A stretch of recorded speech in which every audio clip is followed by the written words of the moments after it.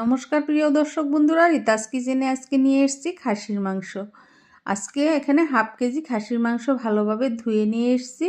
এবার আমি জিরে বাটা, আদা বাটা, কাঁচা লঙ্কা বাটা, পেঁয়াজ, টমেটোর পেস্ট একসাথে করে নিয়ে আলু টুকরো করে দিয়েছি, পেঁয়াজ কুচি করে দিয়েছি।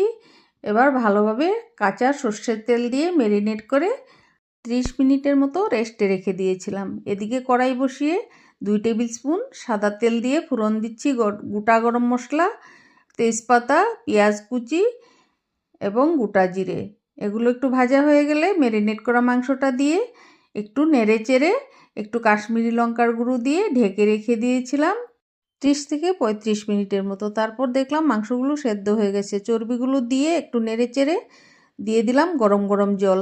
দেখতেই পাচ্ছ ঝোলটা টকবক করে ফুটে উঠেছে। উপর থেকে গরম মশলা ছড়িয়ে সার্ভ করে নিলাম। রেসিপিটি ভালো লাগলে লাইক, কমেন্ট